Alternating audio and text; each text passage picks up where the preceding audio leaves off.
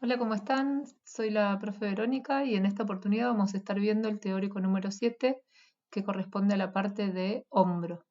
Les aconsejo que antes de ver este video vean el video anterior, que es el de cintura escapular que grabó la profe Liliana, porque ella dio bien de forma detallada varias de las cosas que yo voy a nombrar ahora de forma más rápida. Así que, bueno, les recomiendo eso, ¿sí? Que vean primero el otro teórico. Vamos a comenzar dando de forma así como más rápida alguna descripción de el hueso escápula, que es un hueso plano, triangular, que está localizado en la parte posterior, superior y lateral del tórax y está apoyado sobre las primeras 7 costillas. El hueso escápula tiene dos caras, que son la cara anterior o costal y la cara posterior. Posee 3 bordes, que son el borde superior, el borde medial y el borde lateral. Así que vamos a comenzar haciendo la descripción. La cara que ustedes están observando es la cara anterior o costal, que es excavada y cóncava hacia adelante, y tiene una gran fosa que se denomina fosa subescapular. Esta fosa subescapular, ustedes van a ver que está atravesada por distintas crestas óseas, donde se inserta el músculo subescapular. En el extremo, ¿sí? En el borde medial de esta cara, hay dos superficies de forma triangular, en donde se inserta el músculo serrato anterior. En el borde superior de la escápula se encuentra la escotadura de la escápula.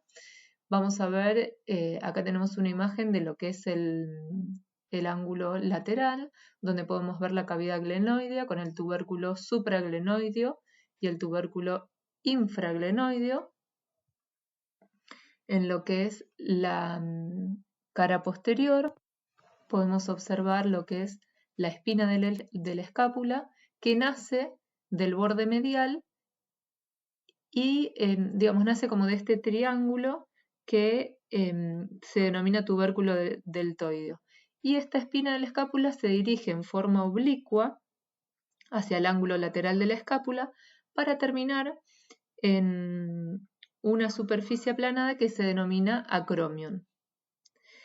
Fíjense que la espina de la escápula divide a esta cara posterior en una fosa supraespinosa y una fosa infraespinosa. Fíjense que les vuelvo a mostrar lo que es la cara anterior o costal, en donde se puede observar que se dirige hacia anterior lo que es la apófisis coracoides y también podemos observar lo que es el cuello de la escápula. Ahí entonces terminamos con lo que son los rasgos óseos de este hueso. Continuamos entonces con el hueso húmero, que es un hueso largo que se articula con la escápula hacia proximal y con el cúbito y el radio hacia distal.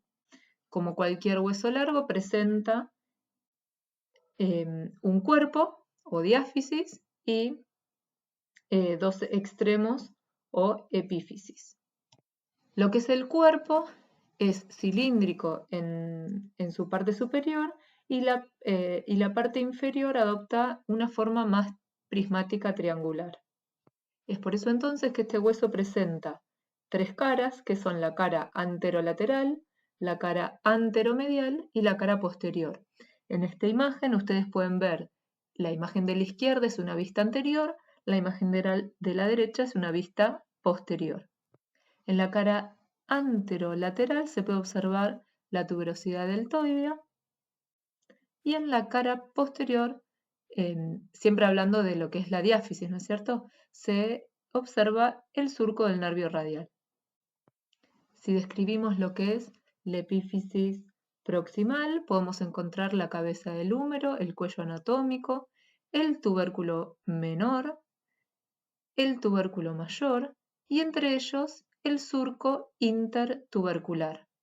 Podemos observar que del tubérculo menor hacia distal se forma lo que es la cresta del tubérculo menor y del tubérculo mayor hacia distal exactamente lo mismo, la cresta del tubérculo mayor.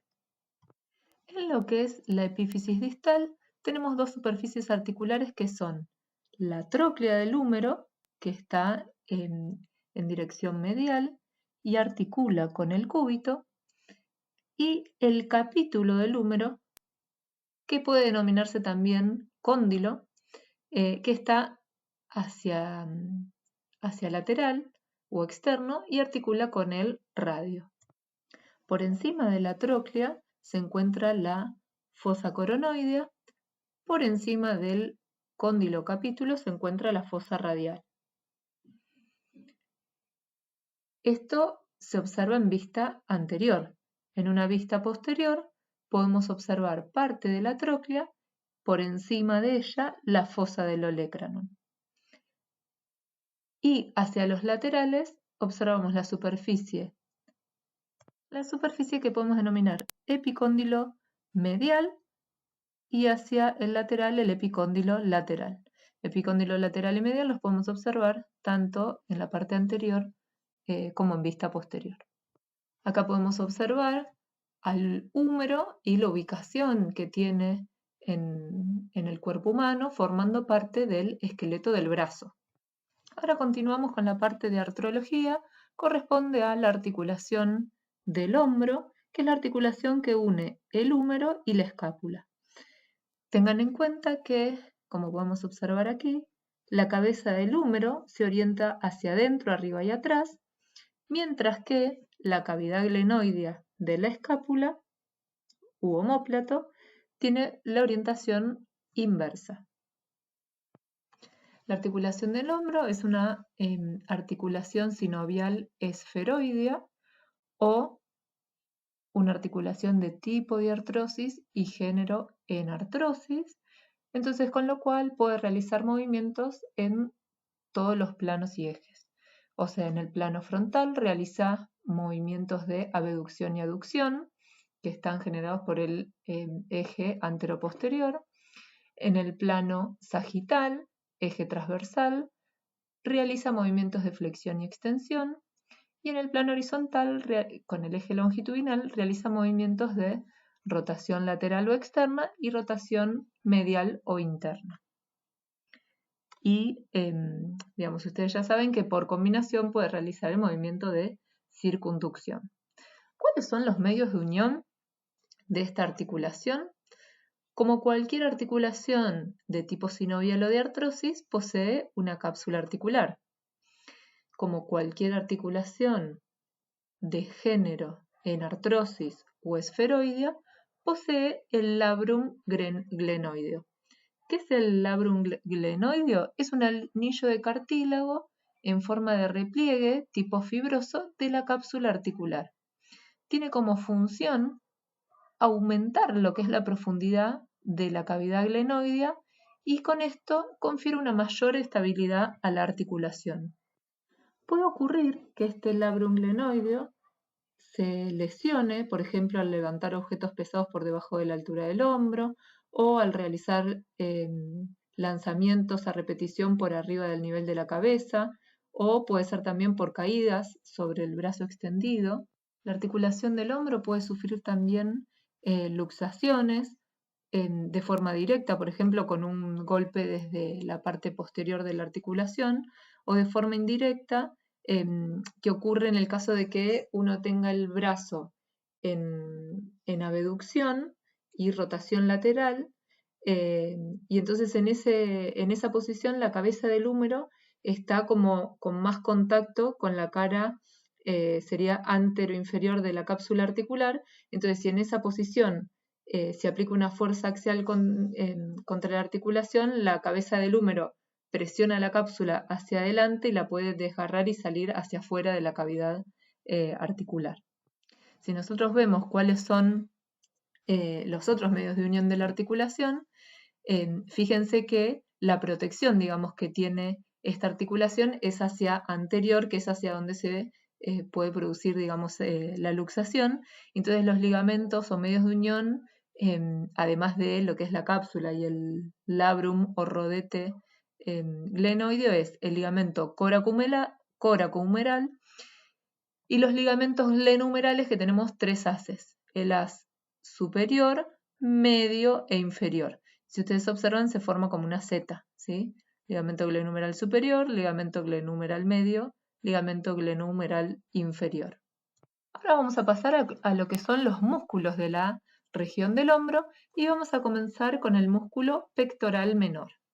El músculo pectoral menor tiene un origen o inserción proximal en la cara lateral de la tercera, cuarta y quintas costillas y tiene una inserción distal en lo que es la apófisis coracoides, que recuerden es un rasgo óseo de la escápula. Este músculo está inervado por el nervio pectoral medial y tiene como acción, en el caso que tome punto fijo en la apófisis coracoide, elevar la tercera, cuarta y quinta costilla, o sea, actúa como músculo inspirador, y si es al revés, si toma punto fijo en las costillas, lo que puede hacer es traccionar y descender lo que es la cintura escapular o el hombro, ¿sí? Podemos pasar al músculo pectoral mayor, que lo observamos en la imagen del lado derecho. O sea, fíjense que de este lado nosotros observamos un plano profundo y del otro lado observamos un plano más superficial. Entonces, vamos a hacer la descripción de lo que es el músculo pectoral mayor con sus inserciones. Tiene una porción clavicular que se inserta en el borde anterior de la escápula. Tiene una porción externo-costal que se inserta en la cara anterior del manubrio y cuerpo del esternón y en las primeras 7 costillas y cartílagos costales. Por otro lado, tenemos una porción abdominal que se origina en la cara anterior de la vaina de los músculos recto del abdomen. Y su inserción distal es la cresta del tubérculo mayor del húmero. Está inervado por el nervio del pectoral lateral y nervio del pectoral medial. ¿Cuál es la función del músculo pectoral mayor? Función o acción es la de realizar una aducción y rotación medial o interna del brazo y puede actuar como un músculo inspirador auxiliar, o sea, puede elevar las costillas. Por otro lado tenemos el músculo subclavio, cuya inserción proximal es la cara superior del primer cartílago costal y de la primera costilla, y la inserción distal es el surco del músculo subclavio o la cara inferior de la clavícula. ¿Cuál es la acción de este músculo o función?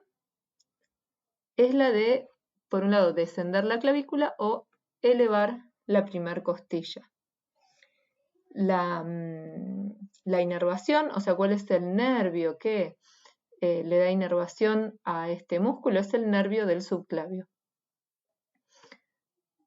Después tenemos al músculo serrato anterior, que se pueden ver las digitaciones hacia acá, hacia anterior, pero vamos a ver acá esta otra imagen, ¿sí?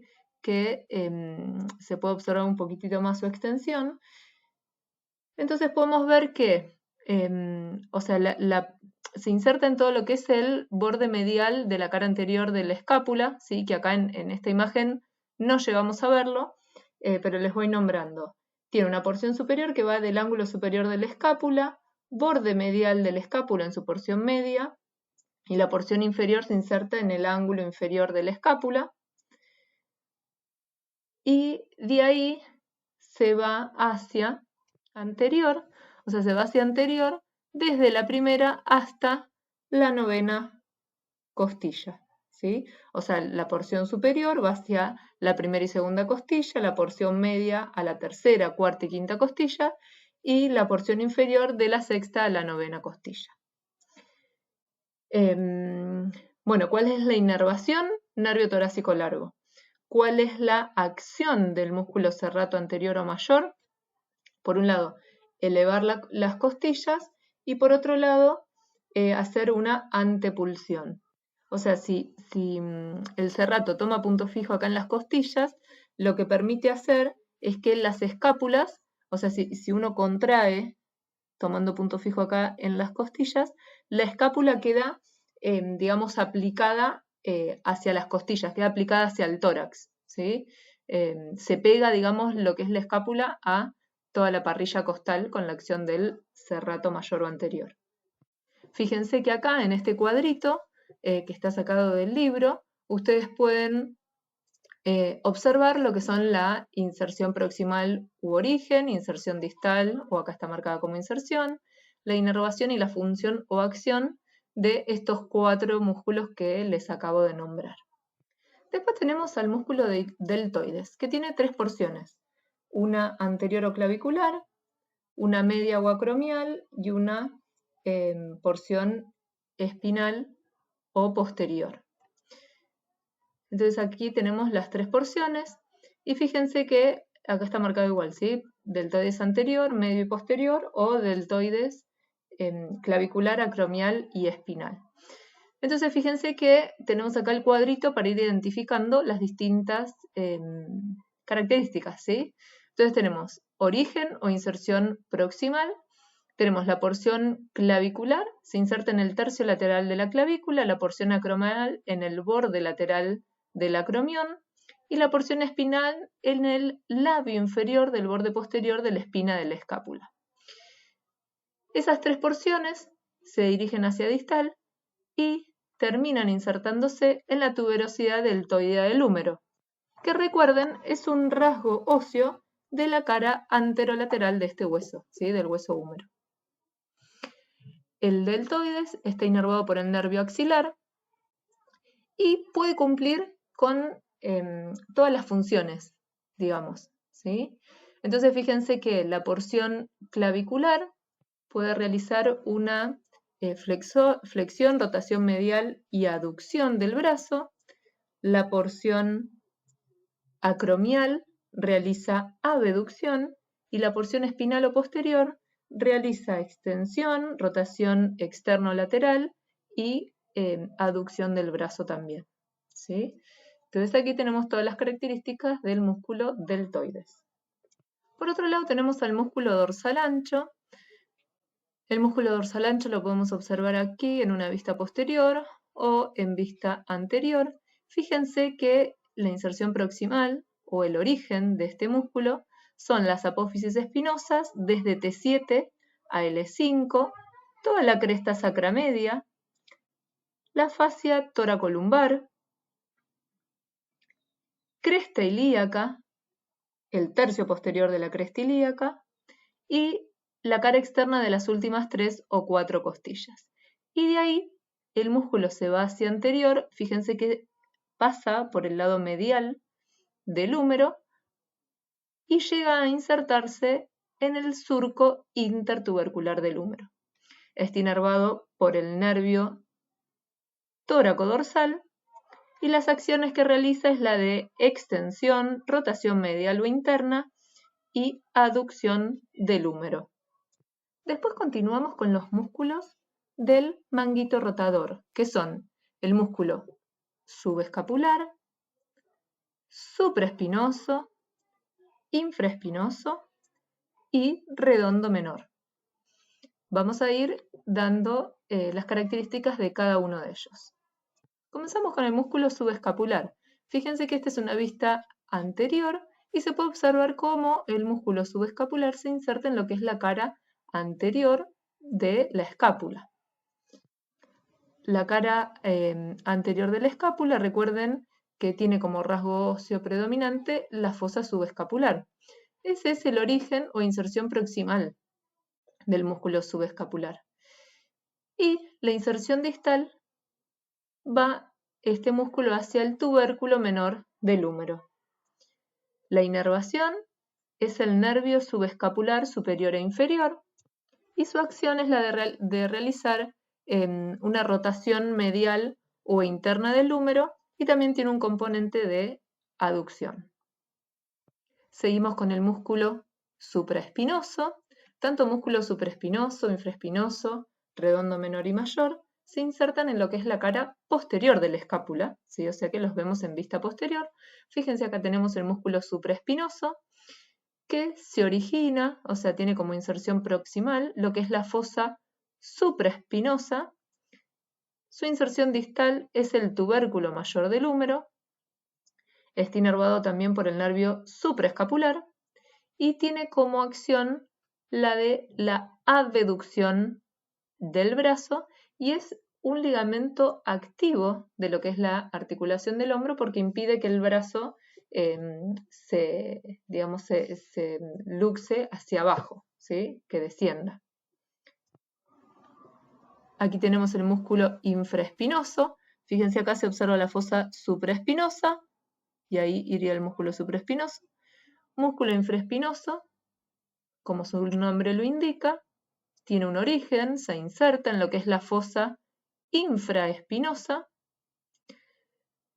Su inserción distal es el tubérculo mayor del húmero, está inervado por el nervio supraescapular, así como el supraespinoso y el subescapular, y tiene como función realizar una rotación lateral o externa del brazo, es también ligamento activo de la articulación del hombro, ¿sí? Como estos músculos del manguito rotador, y realiza también, tiene un componente abductor, pero su principal función es la de realizar la rotación lateral o externa del húmero.